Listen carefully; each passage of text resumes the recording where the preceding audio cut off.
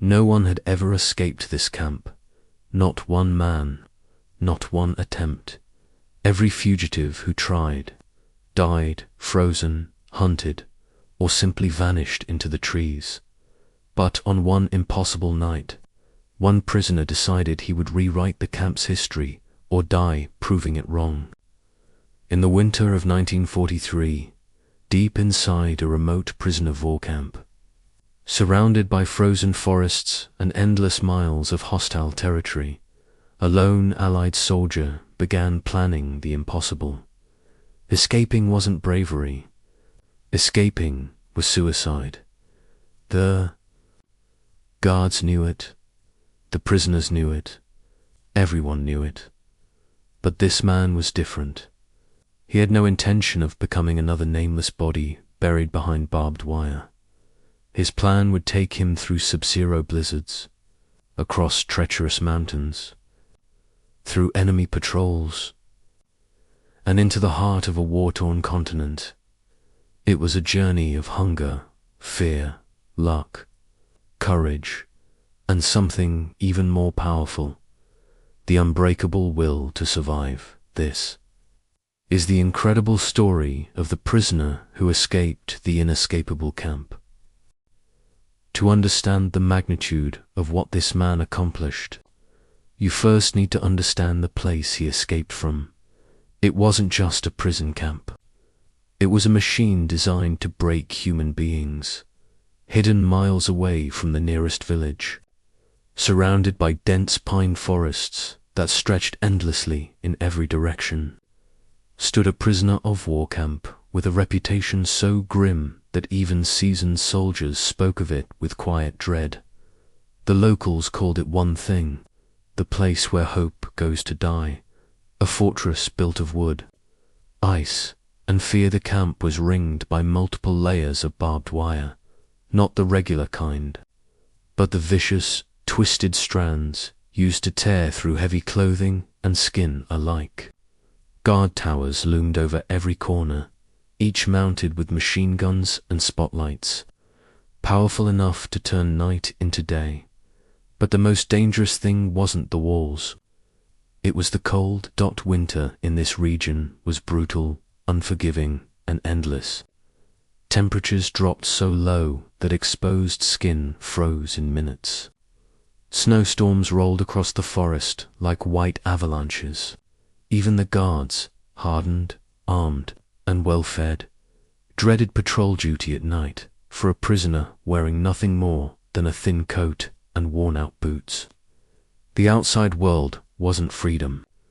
It was a death sentence, where men disappeared without a trace. One of the first things new prisoners learned was the truth whispered by those who'd been there longer.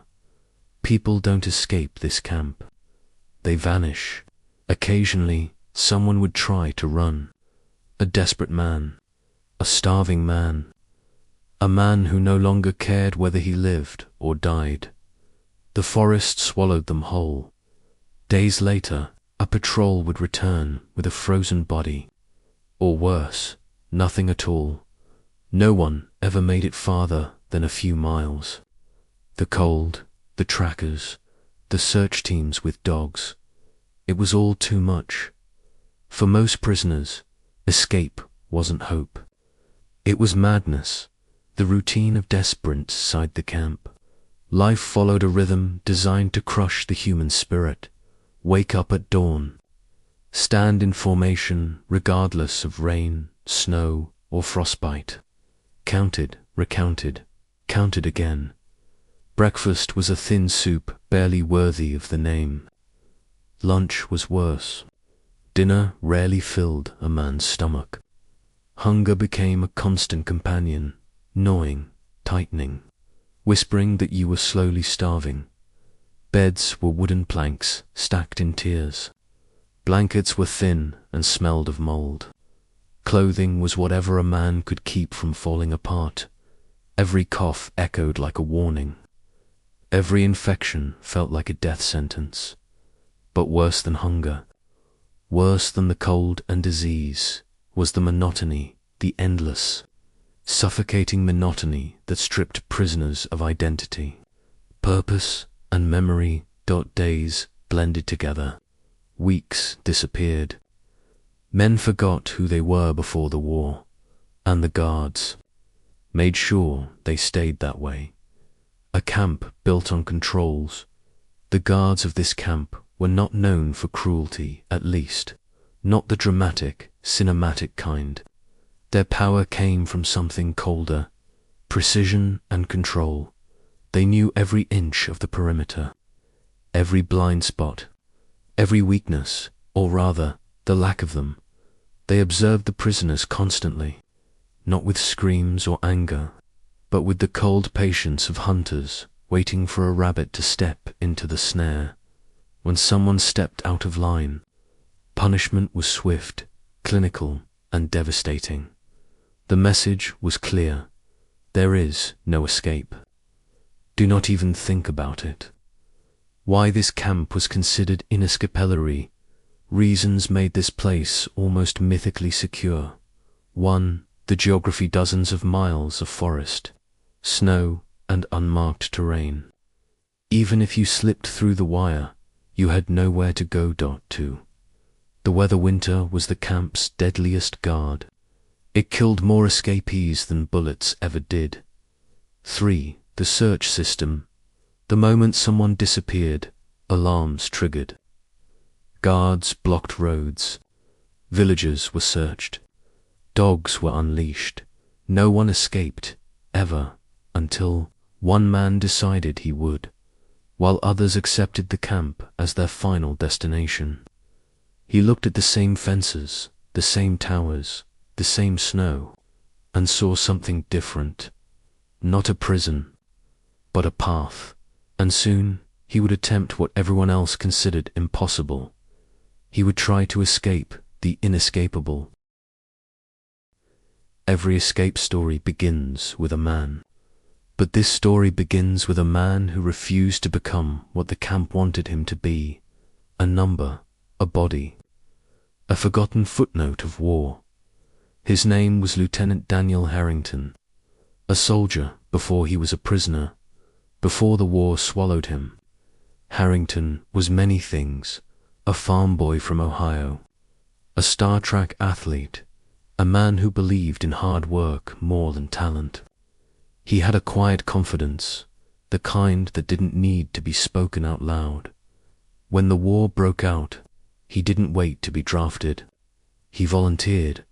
He joined the Army Air Forces, trained as a reconnaissance officer, and quickly earned a reputation for being the kind of man you could send into danger and trust he'd find a way out. Ironically, that quality was exactly what got him captured. The mission that went wrong in late 1943. Harrington was flying a low-altitude reconnaissance mission over hostile territory. His job: photograph troop concentrations and supply lines, simple on paper, deadly in reality. Anti-aircraft guns opened fire earlier than expected. His plane took a direct hit. The engine burst into flames. He and the pilot crash-landed in a frozen field. The pilot died on impact. Harrington survived, but only long enough to be surrounded by enemy soldiers with rifles aimed squarely at his head. He was beaten, disarmed, and marched miles through the snow until he reached the camp that would change the course of his life. A man the guards couldn't intimidate from the moment Harrington stepped through the gates. The guards sensed something different about him. He walked with a straight back. His eyes didn't drop. There was no surrender in him, not a trace. The camp relied on fear to maintain order, but Harrington wasn't afraid. Cold? Yes, hungry. Always, but afraid. Never.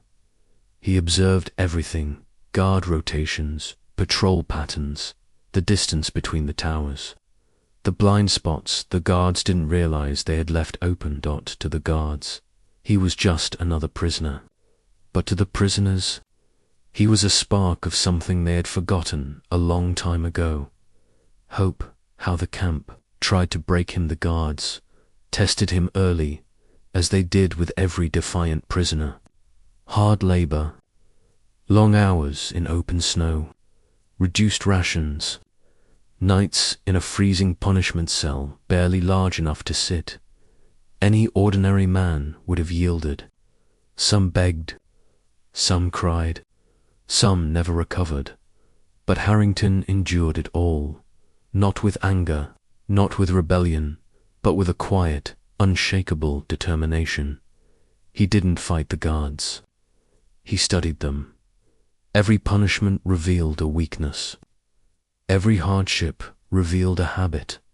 And every day he survived reinforced the most dangerous idea a prisoner can have. Escape is possible. What made him different, Harrington wasn't the strongest prisoner, not the biggest, not even the most experienced soldier, but he had three qualities that made him uniquely suited for the impossible task ahead. 1. Patience. Harrington never rushed. He understood that timing, not strength, determines whether a man lives or dies. 2. Observation. He noticed the little things. A guard who smoked too often, a tower with a slight blind angle, a stretch of wire where frost weakened the metal. 3. Willpower. The camp fed on despair, but Harrington carried a quiet fire inside him, a will to live that no amount of freezing nights or empty bowls of soup could extinguish. The prisoners begin to notice. Bimin, a place where men whispered. Harrington became the subject of quiet conversations, not because he boasted he never did, but because he acted differently. He volunteered for jobs near the perimeter. He memorized the layout of the camp. He kept to himself, but never isolated himself. To the other prisoners, he seemed like he was waiting. For what? They did not know, but the truth was clearer than they realized. He was studying the camp the way a hunter studies a forest, not as a cage, but as terrain. A man shaped by loss. What pushed him forward wasn't bravery. It was grief. He carried a small, worn photograph in his pocket, a picture of his younger brother, a Marine who had been killed earlier that year. Harrington had promised himself one thing: no Harrington would die imprisoned. Not him. Not ever. That promise became the steel inside him, the reason he kept walking, thinking, surviving, when so many others gave up. Soon, Harrington would face a moment that would change everything. A death, a punishment, and a single mistake by the guards. The spark that would ignite the greatest escape attempt the camp had ever seen. Before a man can even dream of escape, he must first survive. And in this camp, survival was not guaranteed. Not after a week, not after a day. A world shrinking to barbed wire. Camp reduced life to its most primitive state. Food, warmth, shelter. Nothing else mattered. The men inside weren't soldiers anymore. Not in the conventional sense. Their uniforms had turned to rags. Their boots were patched with wire. Their faces were gaunt, hollowed by hunger and frost. Every sunrise brought the same grim reality. Another day spent trying not to freeze, not to collapse, not to lose hope, inside the wire. Time didn't move forward. It circled. The sound of the morning count each day began with the same ritual. The roll called, the prisoners lined up before dawn, long shadows stretching across the snow as guards marched back and forth, rifles slung casually but with purpose. The cold was so sharp it felt alive, biting at exposed skin, seeping through boots and coats, settling into bone, one by one. Prisoners called out their numbers, the numbers assigned to erase their names. Sometimes a man didn't answer.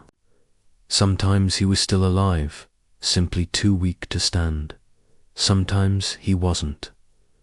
When this happened, the guards didn't pause. Death was just another administrative detail. Hunger, the invisible enemy. Food rations were barely enough for survival. Soup made from boiled turnips. Bread so hard it had to be soaked in water. Coffee that tasted more like burnt water than anything remotely comforting. Many prisoners dreamed of meals more than freedom.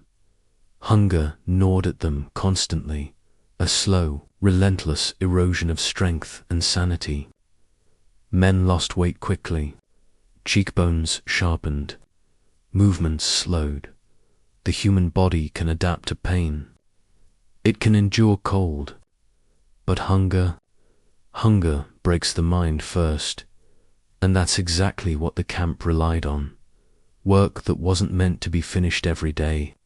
Prisoners were marched out to do labor. Chopping frozen timber, clearing snow, repairing fences, transporting crates whose contents were never revealed. The work wasn't chosen because it was necessary. It was chosen because it exhausted men to the point of obedience. Harrington watched this with careful eyes. The guards weren't trying to kill the prisoners. They were trying to make them too tired to think, too distracted by survival, to consider escape. It almost worked. The psychological warfare of the cruelty in the camp wasn't physical, it was psychological. The guards kept prisoners deliberately uninformed. Rumors of the war outside were rare and often contradictory. One guard whispered that the Allies were losing. Another claimed the war was already over. The uncertainty was strategic. A man who doesn't know what's happening beyond the fence loses the ability to imagine a future. Harrington didn't fall for it. He created his own daily ritual, mentally reviewing everything he observed. It wasn't hope. It was discipline. Men who had forgotten themselves. There were prisoners who had been there for months, even years. Harrington saw what the camp had done to them. Some wandered aimlessly, unable to remember details of their old lives. Some stared at the fence for hours, as if waiting for it to open. Some whispered to themselves in a loop, the same sentence, the same memory, repeated until it lost meaning. These men weren't broken because of violence. They were broken because nothing ever changed. The mind, deprived of purpose, collapses inward. Harrington watched them carefully, not out of judgment, but out of warning. He knew that if he stayed long enough, he might become one of them. Friendships forged in desperation, even in a place like this. Men found ways to support each other. They shared scraps of food. They traded stories. They kept one another awake during night freezes, because falling asleep in the cold could mean never waking up again.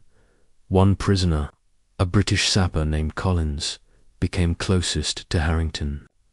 Collins had been there longer, knew every rumor, every guard's habit, every flaw in the fence, even if those flaws were small enough to be nearly useless. But Collins had lost hope. He survived because he had accepted the camp as his world. Harrington saw something else in him. Knowledge. The moment the camp became too small for him, the longer Harrington stayed. The more he realized he couldn't afford to settle. Each day in the camp drained strength he would need later. Each week made escape harder. Each month made the idea of freedom more distant. He understood something the guards never intended anyone to understand. The camp didn't make escape impossible. It made escape urgent, and in that urgency, his plans slowly began to form. Every great escape has a beginning. Not the planning, not the digging, not the running, But the moment a man realizes that staying is no longer an option for Lieutenant Harrington, that moment arrived on a night colder than any before. A night that began like all the others, but ended with a decision that would change everything. The night the guards returned without a summit started with a sound the prisoners had come to dread, the barking of dogs. Late one evening, alarms echoed across the camp. Guards rushed to their posts. Floodlights swept the perimeter like frantic searchers trying to find a ghost. A prisoner had attempted escape. A foolish attempt. A desperate attempt. Hours later, the dogs returned, growling, tired but victorious. And behind them, 2 guards dragging a body. The men gathered near the barracks windows, forming silent silhouettes against the frost-covered glass as the corpse was dropped carelessly into the snow. It wasn't the first body they had seen, but Harrington felt something shift inside him. He recognized the dead man. It was Colin's bunkmate, a quiet Polish prisoner named Jacob, a man who rarely spoke, rarely smiled, rarely looked anyone in the eyes. Jacob had once told Harrington that all he wanted was to see his wife again, even if only for 5 minutes. Now, he would see nothing. The guards laughed as they walked away, and something broke inside Harrington, the conversation that changed everything inside the barracks. Collins sat on his bunk, staring at the empty space where Jacob should have been. Harrington approached him. "This didn't have to happen," he said quietly. Collins shook his head. "Escape is suicide. You know that." Jacob knew it. Everyone knows it. Harrington didn't answer at first. He simply looked around the room at the exhausted faces, the cracked hands, the hollow eyes. Men who once fought bravely now looked like shadows. "If we stay here," Harrington finally said, "we die anyway." Slowly, quietly, just like him. Collins sighed. "This place kills you from the inside. Not all at once, just piece by piece." Harrington nodded. "That's why I'm leaving before it can take anything more." Collins looked up sharply. "Leave? You're not serious?" Harrington didn't raise his voice, didn't try to convince him. He simply said the words that had been forming in his mind since the moment Jacob's body hit the snow. "I'm escaping." Why Jacob's death was the turning point. Jacob hadn't been reckless. He hadn't been brave. He had simply reached his limit. For Harrington, the tragedy wasn't that Jacob died trying to escape. It was that he died because he stayed too long.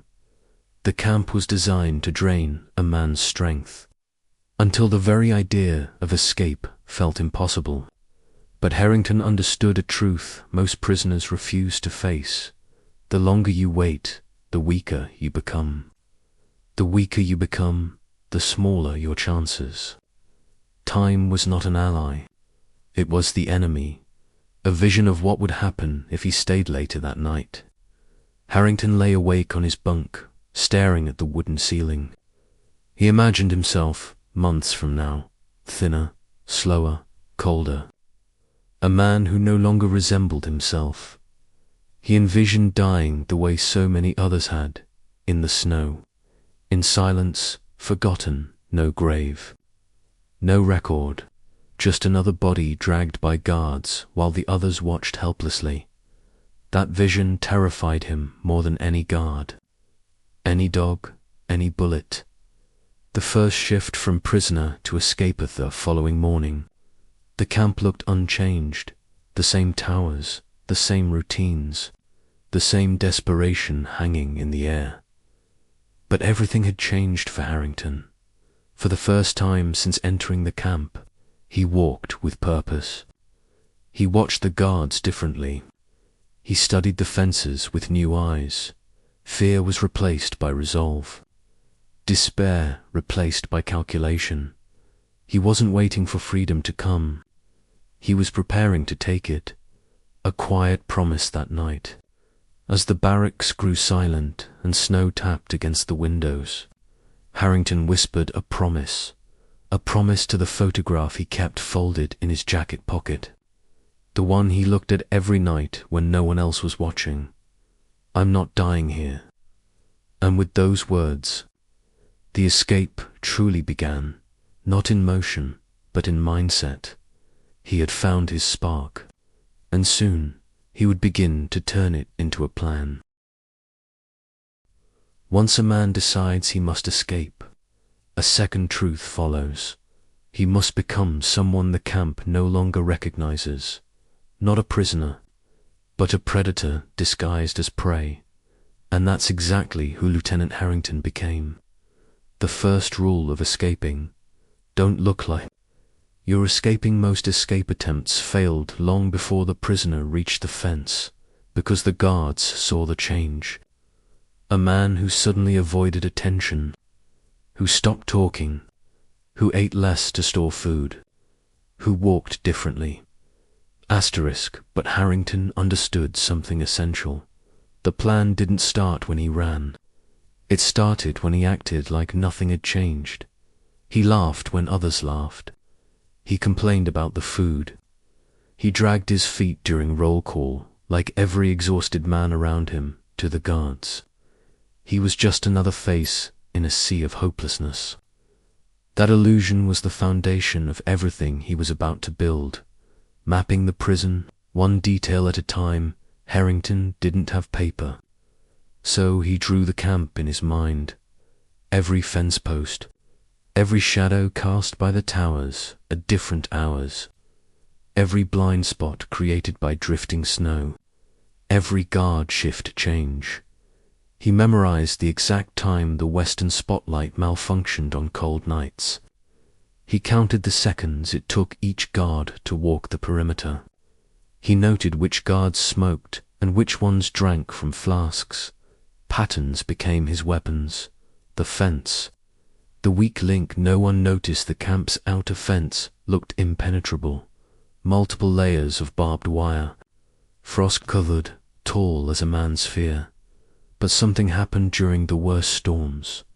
The cold contracted certain sections, tightening the wire enough to create tension fractures.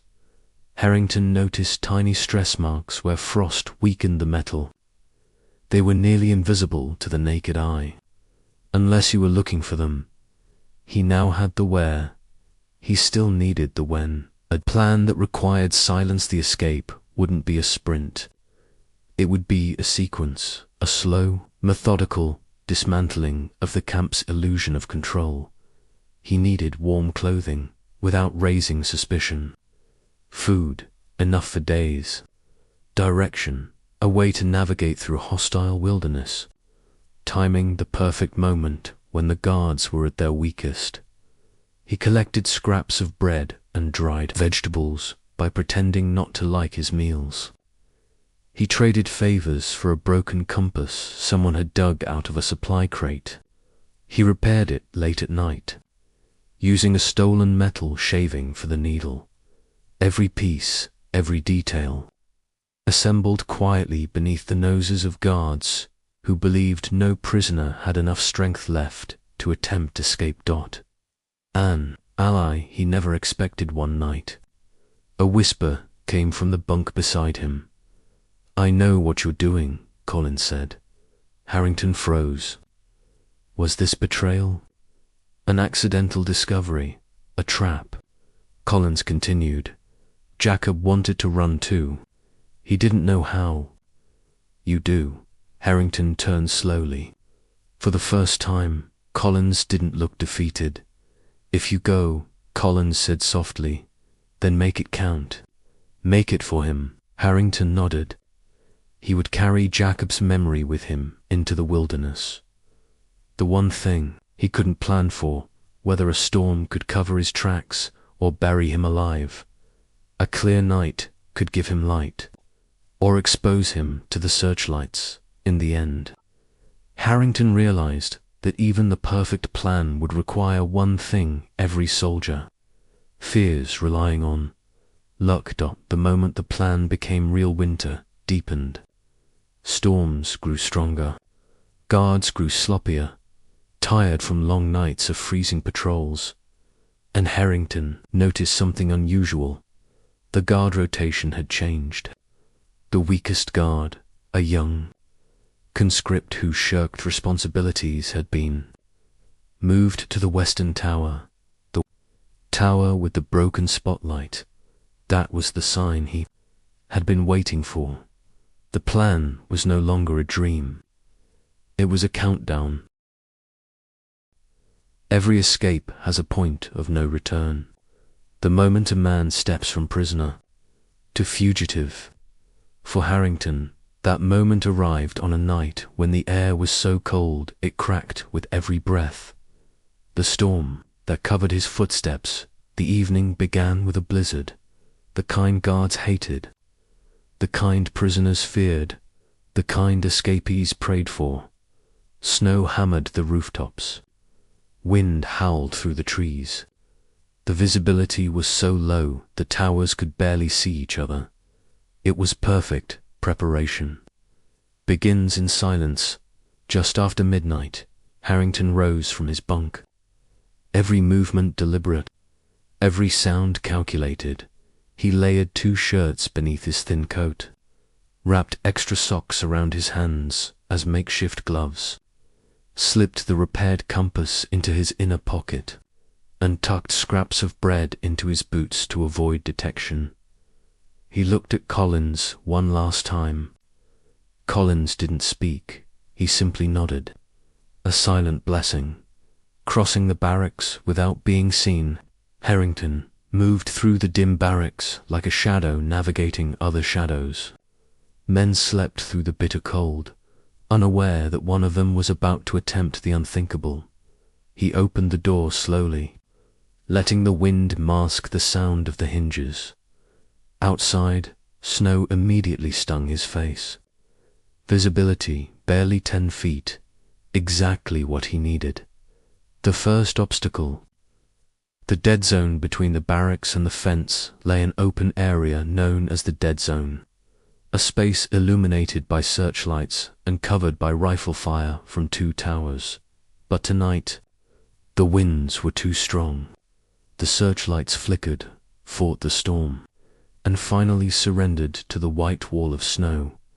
Harrington stepped into the dead zone. For the first time, he felt truly exposed and truly free. Reaching the fence, he moved toward the far west section of the perimeter, the same place where he noticed the frost fractures days earlier. Every step was a battle. Snow swallowed his legs. Wind pushed him sideways. But he pressed on when he reached the fence. He knelt behind a snowbank and pulled out a piece of metal he had, sharpened from a food tin. He began cutting, slow, controlled, silent.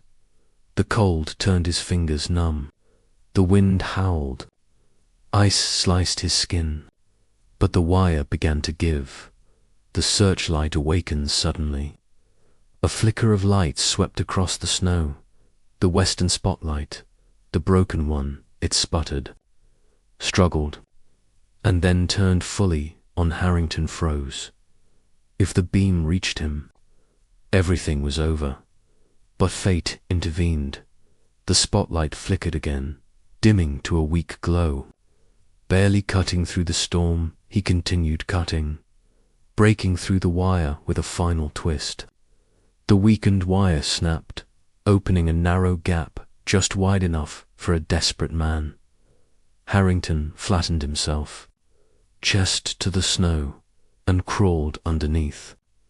Barbs tore his coat. One ripped through his shoulder, but he didn't stop. He slid through the final layer of wire and rolled into the forest beyond. For the first time since his capture, he was outside the prison. No going back. He crouched beneath the trees, listening. No alarms. No barking dogs, no shouts of detection, only the storm, and the sound of his own heart pounding like artillery. He whispered one sentence, not as hope, but as a declaration. Now the real war begins. Behind him lay the camp, a dying world he had refused to belong to.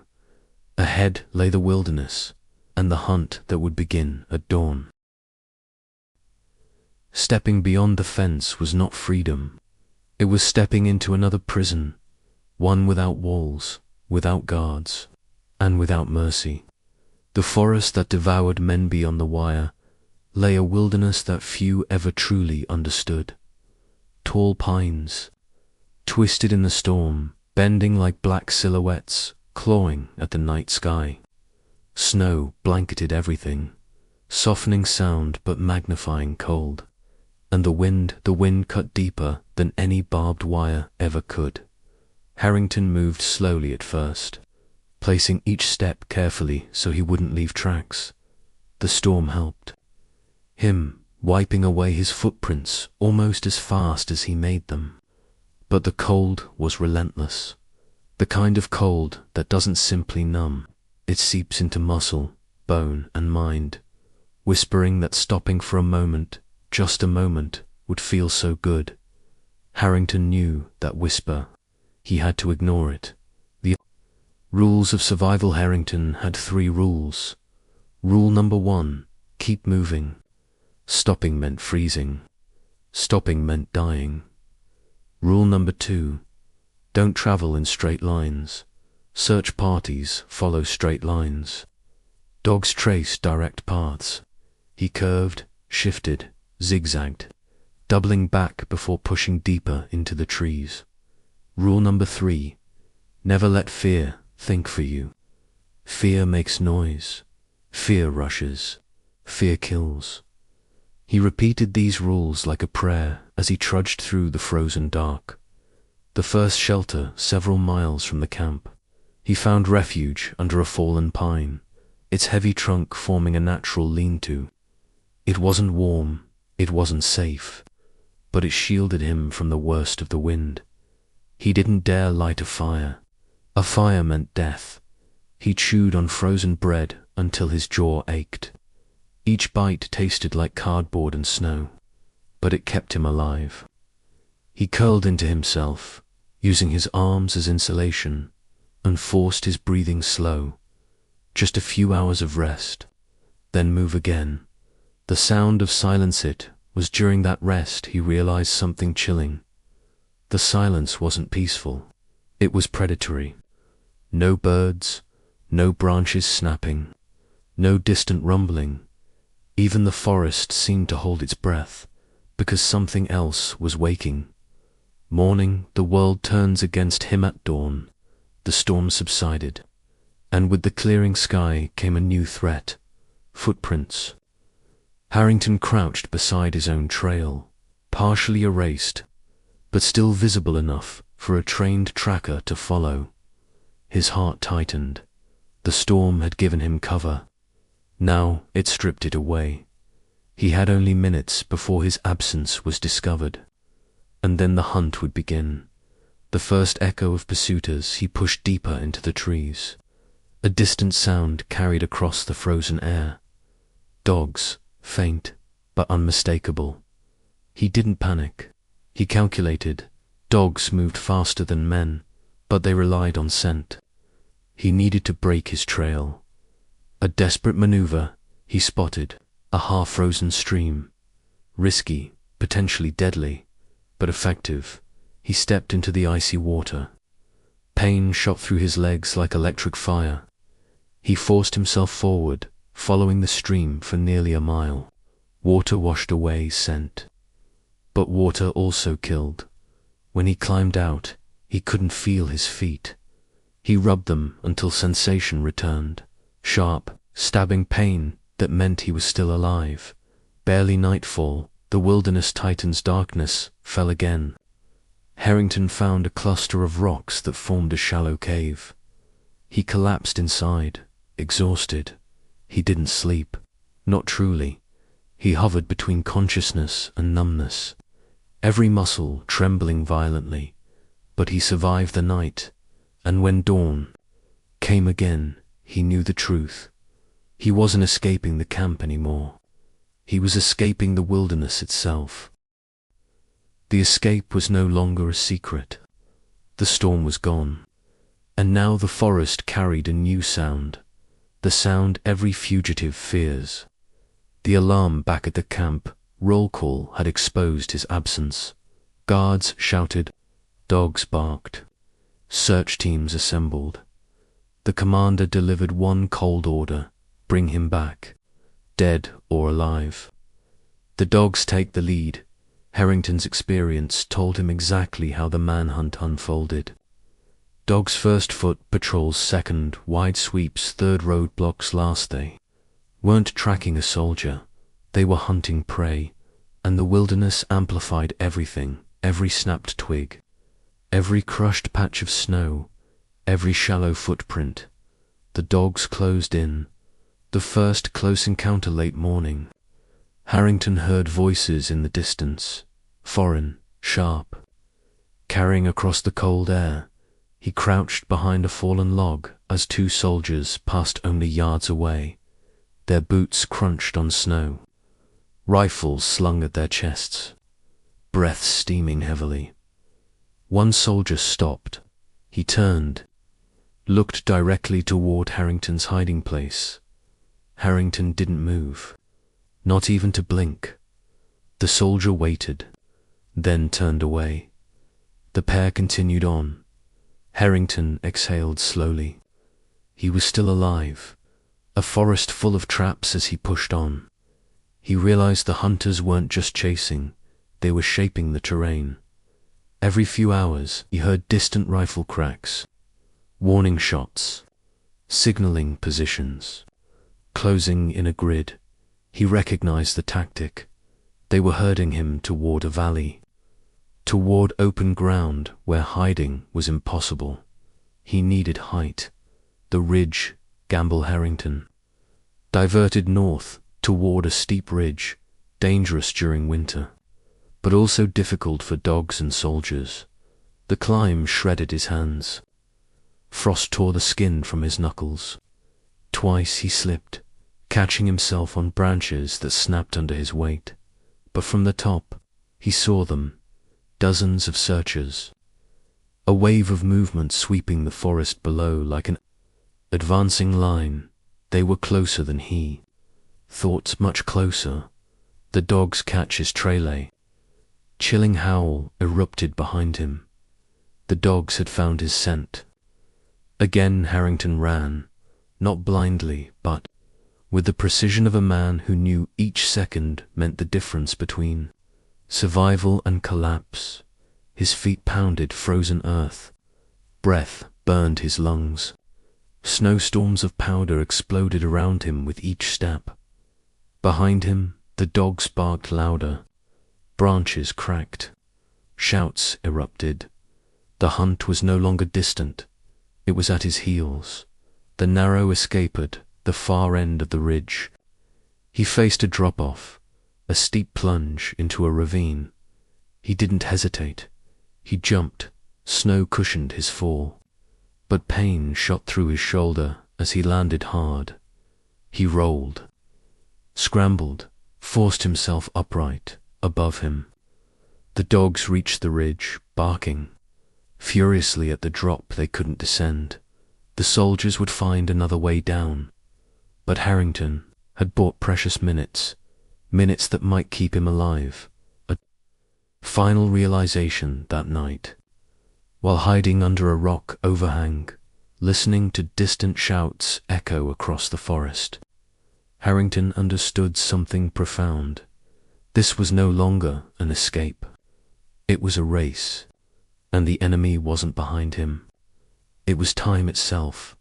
He wrapped his coat tighter, breathed into his hands for warmth, and whispered, "I have to keep moving. Tomorrow." Things would get even worse, because he was about to face something more unpredictable than guards or dogs. Other humans, some who might save him, and some who might betray him. In war, survival often depends on strangers, people with nothing to gain and everything to lose. For Harrington, the wilderness was not just a battleground. It was a maze of choices where every person he met could save him or condemn him. A village on the edge of fear by the third day, Harrington's body was failing. His lips were cracked. His hands were bleeding. His legs trembled with every step. He stumbled upon a small village, a cluster of wooden huts, smoke rising faintly from stone chimneys, the scent of boiled cabbage drifting through the cold air. He knew entering the village was a risk. Soldiers sometimes passed through on patrols. Locals were watched. Helping a fugitive meant execution, but he had no choice. He needed warmth, food, information, even a single night of human. Kindness could be the thin line between life and death. The woman at the window approached a hut on the edge of the village. Through the frosted glass, he saw a light flickering. He knocked, soft, careful, ready to run. A long silence followed. Then the door opened just enough for a woman to look out. Her face was lined with hardship, eyes tired but sharp. She spoke quietly in her language, tense and cautious. Harrington raised his hands slowly. "I'm not here to harm you," he whispered. "I'm trying to get home." Her eyes scanned him, the torn clothing, the shaking hands, the starvation. She didn't smile. She didn't soften, but she stepped aside and let him in. Risking everything inside, warmth hit him like a wave. A small stove glowed orange. A pot simmered gently. The woman motioned for him to sit. She handed him a bowl, thin soup, but heavenly after days of freezing hunger. Harrington ate slowly to avoid tearing his stomach. The woman watched him with a mixture of fear and pity. Only then did she speak in broken English. "You are American?" Harrington nodded. She closed her eyes, as if confirming a suspicion. "My husband? Dead," she pointed outside. "Taken war." Her voice trembled, not with fear, but with anger buried deep over years of occupation. She understood oppression. She understood what it meant to run, to hide, to resist. In that moment, Harrington realized something. He wasn't alone. Not entirely. A map drawn in secret later. After checking the windows twice, the woman retrieved a piece of charcoal and unfolded a worn scrap of cloth. On it, she drew a river, a railway line, a forest path, a symbol that looked like a star. Here, resistance, friends. Harrington felt a surge of hope. She wasn't just helping. She was connecting him to something larger before he left. She handed him a wool scarf, the most valuable object she owned. "For cold," she whispered. Harrington placed a hand over his heart. "Thank you." She closed the door quickly, after he stepped outside, as if afraid the very act of kindness might bring destruction upon her. The kindness that carried him forward as Harrington moved on. Wrapped in the scarf of a stranger whose name he never learned, he felt a shift inside him. It wasn't strength. It wasn't confidence. It was gratitude, a new force that fueled him through the cold. One small act of humanity in a world that had all but forgotten it. But not everyone he met would be a friend in war.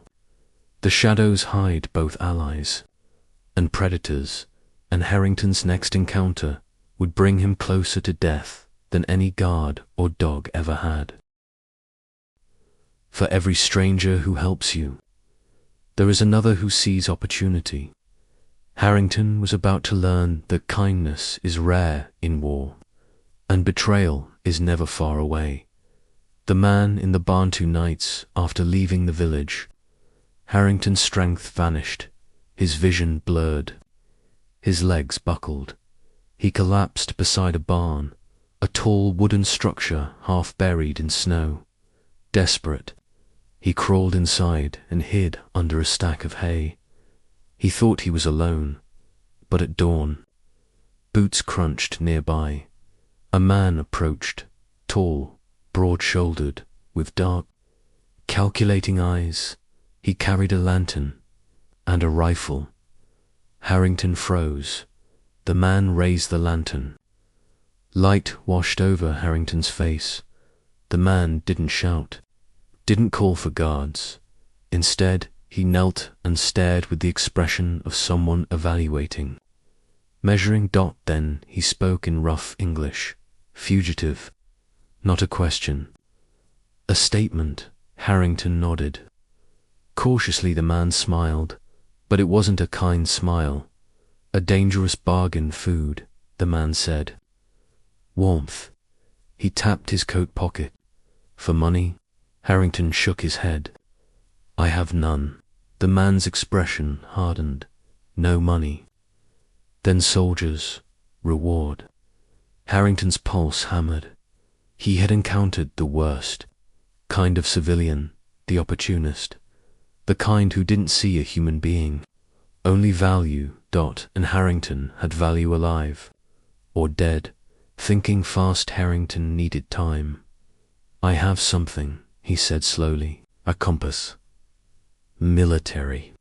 He reached into his coat carefully, so the man didn't mistake it for a weapon. The man's eyes lit with greed. He reached forward as Harrington held it out. Then Harrington acted. He threw a handful of hay into the lantern, flame igniting a burst of fire that startled the man. The man recoiled, cursing, rifle slipping from his grip. Harrington lunged forward, grabbing the rifle and shoving him backward. They struggled, a desperate, clumsy fight between exhaustion and brute strength. The lantern shattered on the floor, fire spreading across dry hay. Flames roared to life. Harrington escaped through a side door as the barn began to burn. Behind him, the man shouted, I will find you.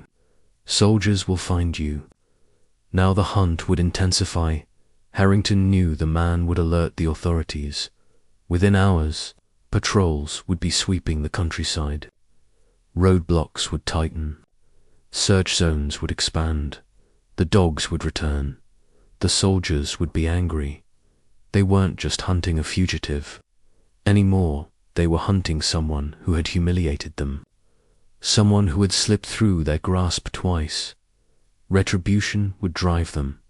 The ambush in the woods by afternoon. Harrington heard something that chilled him deeper than the wind. Boots, many boots. Marching in unison, he ducked behind a tree just as a column of soldiers passed. Not 2 or 3, but nearly a dozen, their rifles ready, their eyes scanning the forest. He held his breath. One soldier paused, kicked at a trail of disturbed snow. For a moment, Harrington thought it was over, but the soldier shook his head and kept walking. Harrington exhaled, barely. Desperation, rising night fell.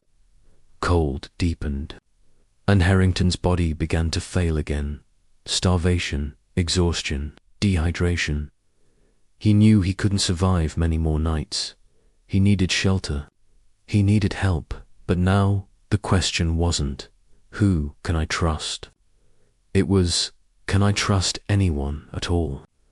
The path ahead narrows stronger search teams. Harsher cold. Betrayal at every turn. Harrington pressed onward, stumbling through the dark because stopping meant death, and yet through the fear and exhaustion, one thought kept him going. He was getting closer, closer to resistance lines, closer to freedom, but the final stretch of any escape is always the deadliest. His greatest test was still ahead. Every escape journey has a final chapter, a point where a man is no longer running from something, but running toward something. For Harrington, that point had arrived. He was closer to friendly territory than ever before, but also closer to collapse than at any moment in his life. A body nearly broken by the 11th day. Harrington could barely stand. His coat was torn. His face wind-burned. His fingers numb and cracked from frostbite. He had slept only minutes at a time, under trees, inside rock crevices, or curled like an animal beneath snowbanks for warmth. Every breath came out ragged. Every step felt like it might be his last, but just over. The next mountain range, according to the map the woman had drawn, lay a network of resistance, safe houses. If he could reach them, he might live. If he failed, his body would become another nameless casualty of winter. The mountain wall, the final obstacle, was brutal. A steep, unforgiving mountain ridge, known locally as the Spine. A barrier of jagged rock and ice. Treacherous even in summer, deadly in winter. Harrington stared at it with hollow eyes. This was it. One obstacle between him and survival. He tightened the wool scarf the woman had given him, his most treasured possession now, and began to climb. The climb that should have killed him. The ascent was agonizing. Ice shattered under his boots. Rock crumbled beneath his hands. His breath froze in his beard as he hauled himself upward. Halfway up, a gust of wind nearly tore him from the ridge. He clung to a branch, fingers screaming in pain, vision blurring. For a moment, he considered letting go, letting the cold take him, ending the suffering. But then he saw his brother's photograph in his mind, the one he carried from the beginning. No Harrington dies in a cage. He forced himself onward. The ridge summer towers later. Harrington dragged himself to the summit. Below him spread a valley covered in snow, but in the distance, faint smoke trails rose from chimneys. Human life. Possibly the resistance outpost he had been hunting for days. But the valley was wide, a sprawling landscape of open ground. If soldiers were still searching, he'd be an exposed target. He had one choice: cross it, quickly dot the collapse midway through the valley. Harrington's body gave out. His legs buckled. He fell face first into the snow. He tried to push himself up, but nothing responded. The cold crept into him like a living thing. He thought of the camp, the men still trapped inside, Collins, the woman in the village, his brother, and as his eyes closed, he whispered, "I came too far to die here." Darkness overtook him. The voices, when he awoke, he heard voices, not shouting, not German, not the sound of boots or dogs, but whispered conversation, soft, urgent. He opened his eyes and saw two figures leaning over him, faces covered in wool scarves, eyes watching him with suspicion and concern. One spoke in accented English, American. Harrington nodded weakly. The man exhaled, relief mixed with disbelief. "You're safe now," he said. "We're resistance. We're taking you with us." Harrington's eyes closed again, but this time not from death, but from rescue. In war, survival is rarely a solo act. Even the bravest man depends on others, often strangers, whose courage shapes the path forward. For Harrington, the final chapter of his escape was not a sprint, but a slow return to life itself. The resistance safe house, he awakened again inside a stone cellar warmed by a small fire. Blankets covered him. A cup of broth sat beside his bed. The resistance group, 5 men and 2 women, tended to him quietly. They spoke little English, but their actions spoke more than words ever could. They fed him, wrapped his frostbitten hands, rubbed warmth back into his legs. One woman even repaired his torn coat. They asked only one question: "Where do you need to go?" He answered, "Back to my unit." The leader nodded, double quotes, "We can do that." The journey home for the next week. Harrington moved through a hidden network of barns, basements, and safe paths. These people risked everything for him. If caught, they would be executed without trial, and yet they helped him, not because they knew him, but because they believed in something bigger than themselves, that no enemy, no regime, no army had the right to cage a human being got crossing into freedom at last. The resistance smuggled Harrington across a river at night, the unofficial border to Allied-controlled territory. On the far shore, an American patrol spotted them, guns raised, orders shouted, until Harrington stepped forward and lifted trembling hands. Lieutenant Daniel Harrington, United States Army Air Forces. The squad's sergeant lowered his rifle in shock. "Welcome home, Lieutenant." For the first time since his capture, Harrington smiled. The debriefing back at an Allied field hospital. Harrington was debriefed for hours. His weight had dropped dangerously. His hands bore scars from frostbite. His body was a patchwork of bruises and exhaustion. But his mind was sharp. He recounted guard routines, camp layout, weak points, escape routes, prisoners still alive, punishments. He witnessed his knowledge helped plan later rescue operations. Men lived because of what he brought back. The legacy Harrington's story spread quietly at first, whispers among units. A tale of endurance passed around. Campfires, then it grew. Commanders told new recruits about the man who escaped an inescapable camp. Resistance groups used his escape as proof that their efforts mattered. Never sought fame. He never called himself a hero. He always said the same thing: "I didn't escape to be remembered. I escaped to keep a promise." His promise years after the war, Harrington returned to Ohio. He rebuilt his life. But every winter, he would unfold a worn photograph, the one he carried through snowstorms, hunger, and death. His brother, his reason to survive. He kept it in a small wooden frame with a simple inscription: "For him, and for those who never escaped." Final reflection: Harrington's escape wasn't about strength. It wasn't about skill. It wasn't even about luck. It was about one man refusing to let the world decide his fate. A reminder that even in the darkest places, even behind barbed wire, the human spirit can still choose freedom. In the end, history remembers armies, nations, battles, but sometimes it is shaped by one man's footsteps in the snow.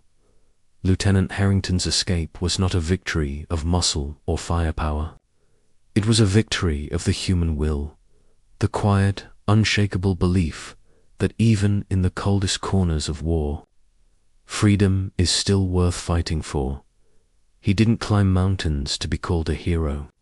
He didn't cross valleys for glory or recognition. He did it because hope, no matter how small, can outwalk fear, outlast hunger, and outlive any prison built by human hands. And while most who fled that camp never returned, his journey became a light for those who followed, a reminder that courage does not always shout. Sometimes it simply keeps walking.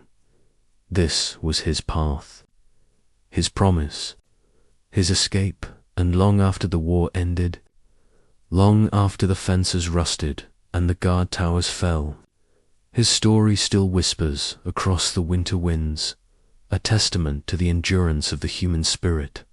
Thank you for watching.